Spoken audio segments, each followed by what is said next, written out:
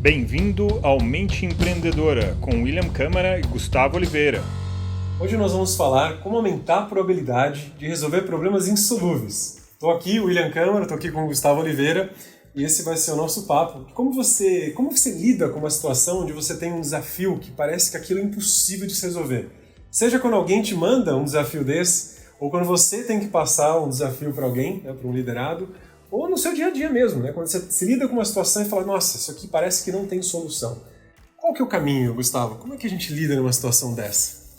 Então vou pedir para que todo mundo que está aqui assistindo, ouvindo, faça a seguinte reflexão. Tenta lembrar a última vez que alguém te pediu alguma coisa e a sua reação imediata foi: nossa, isso não dá para fazer. Ou não dá para fazer nesse tempo. Ou não sei fazer, ou não consigo fazer, ou ninguém faz isso, como é que eu vou fazer? Então, geralmente, pode ter uma ou duas variáveis envolvidas. Uma delas é ansiedade, essa é mais fácil de perceber. A gente quer tudo para ontem, né? Então, já quero estar pronto, já quero sair fazendo aquilo. Então, a ansiedade traz essa sensação de que não dá para fazer, né? E o segundo, que é um pouco mais difícil de perceber, é porque a gente foi contaminado pelas ideias, pelo modelo mental da sociedade, do mundo ou de outras pessoas, ou que a gente veio criando ao longo da vida. Então, o nosso primeiro posicionamento é não dá para fazer, vamos mudar isso daí, esse desafio é muito maluco, né? Então, esses dois são os dois elementos que podem influenciar ao mesmo tempo ou separadamente. Aí vem a pergunta, como é que a gente resolve isso, né? Tá bom, primeiro identificar o que é exatamente que está nos impedindo. Então, como você acha, Will, para a gente trabalhar o primeiro elemento, que seria o da ansiedade? Eu acho que se você já chega e fala, putz, isso aqui não dá para resolver, é impossível resolver, não tenho histórico de que isso é possível resolver. Eu entendo que a minha perspectiva está negativa perante aquilo. Seja porque não dá tempo, seja porque eu não sou capaz, ou seja porque nunca ninguém fazer isso. Então, o primeiro passo é mudar a perspectiva. Se fosse possível, como eu resolveria isso? Se fosse necessário fazer em tanto tempo? Se alguém tivesse resolvido isso, como é que essa pessoa teria resolvido isso dessa forma? Então, mudar a primeira perspectiva de negativa para positiva. Você já aumenta a chance de sucesso só acreditando que é possível, né? Que é passível de solução. Sim. E tem um outro fator que eu gosto sempre de pensar e considerar, né? Que tudo tem um tempo. Nem tudo é rápido. Aliás, grandes feitos, grandes desafios que são conquistados, grandes problemas que são transpostos, leva tempo. E esse tempo pode ser meses, pode ser anos, pode ser décadas. Então a persistência, a perseverança rumo àquilo que você quer, rumo àquilo que você acredita, rumo àquilo que você deseja realizar, muitas vezes é a chave para a conquista, né? É dar o tempo necessário, porque a gente precisa amadurecer, a gente precisa crescer, a gente precisa aprender uma série de coisas e às vezes a construção de um projeto, de um feito, muitos passos. Então, quando você está lá no passo inicial, você não consegue ver todos os passos adiante, eles só vão aparecendo, se descortinando conforme você vai avançando. É mais ou menos como você vê ali só o rabo de um elefante. Não consegue entender que tem um elefante do outro lado, né? Você vai puxando, de repente aparece.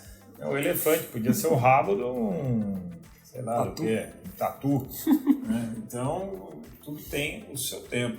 E existem histórias de pessoas que fizeram coisas que pareciam impossíveis. Então, como é que a gente aumenta a probabilidade de resolver coisas impossíveis? Então, a primeira é isso que o Will comentou e essa segunda que é dar tempo ao tempo, né? Eu gosto, por exemplo, da história do Arnold Schwarzenegger. Todo mundo conhece, né? Grande fisiculturista, depois ator de cinema e depois o governador da Califórnia, né? Muita gente não sabe, mas ele é de origem austríaca. Então já começa daí, né? Um austríaco que virou governador da Califórnia, um dos estados mais poderosos dos Estados Unidos. Se alguém virasse para ele, quando ele estava lá na Áustria ainda, falado, por favor, se torne governador da Califórnia. Como? Impossível, né? Mas depois de décadas aquilo se tornou possível. Você consegue lembrar de algum outro exemplo? Eu só queria comentar do Arnold, que agora tem um documentário na Netflix que conta toda a história dele. Né? Verdade. E ele é um cara que, embora talvez não pensasse com todos os detalhes ali exatamente o que vai acontecer, ele já tinha uma visão grande, né? Ele já queria ser alguém muito maior do que ele poderia ser. Então ele tem não vou dizer que uma terceira habilidade, mas ele já tinha bem instalado tanto o elemento do time, né, da ansiedade bem resolvido, quanto da perspectiva positiva, de que ele tinha espaço, ele ia criar uma referência e não apenas seguir uma referência. Então, eu acho que é um bom exemplo, ainda mais com um documentário, né? Traz uma história que tem todo um glamour, um entretenimento ali, né, do documentário de alguém que é bem conhecido. Então é um exemplo bem relevante. E até menos, né? Um passo menos ousado do que ser governador da Califórnia, que era de ser um grande fisiculturista, já que nenhum austríaco havia ousado isso, né? Então todo mundo falava para ele que aquilo era impossível para ele desistir, né? Mas ele tinha essa estrela interna na mente de que ele podia chegar lá, né? Então ele teve que vencer esses paradigmas, esses pré-conceitos de que ele não poderia, né? Então todos nós temos esses bloqueios mentais que fazem a gente diminuir a probabilidade de realizar feitos improváveis. Eu não tenho uma história, um exemplo real, mas tem a história dos 3 sapinhos na corrida da montanha. Você já ouviu essa ou não? Agora eu fiquei curioso, eu gosto dessas anedotas. Tinha uns 3 sapinhos que eles iam fazer uma corrida numa subida de uma montanha. E a torcida tava lá desanimando eles o tempo inteiro, falando que era impossível aqueles sapos subirem aquela montanha gigante. Então todo mundo, vocês não vão conseguir, vocês vão desistir, isso não é pra vocês, isso é pra coelho, não é pra sapo. E falando o tempo inteiro, aí foi desistindo um sapinho, foi desistindo outro sapinho, e o terceiro sapinho continuou, até que o sapinho chegou. Mesmo com todo mundo falando que ele não ia conseguir. Aí chegou lá o entrevistador, não, me diga aí, sapinho, como é que você conseguiu chegar conseguiu chegar aqui no alto da montanha e completar a prova? E ele fez uma cara de desentendido, ele era surdo. Ele não tinha ouvido, né, as referências negativas de colocar ele para baixo. Né? É uma história que eu sempre lembro e eu gosto de trazer, porque às vezes é melhor você não ouvir até as pessoas mais próximas da gente falando que a gente não é capaz de fazer aquilo. Né? Melhor você acreditar, você desejar traçar uma meta, ir lá e fazer. Vão te chamar de louco eventualmente, mas você tem uma grande chance de sucesso. Boa. E até também existem estudos, né, que mostram que os melhores líderes são aqueles que são mais otimistas. E não é um otimismo bobo, mas é um otimismo, muita confiança de que aquilo é possível. Bom, pessoal, esse foi o assunto de hoje e nos vemos no próximo episódio.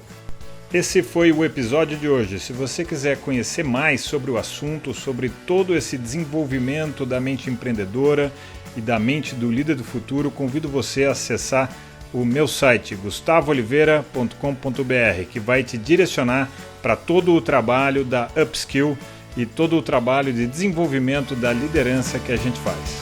Um grande abraço!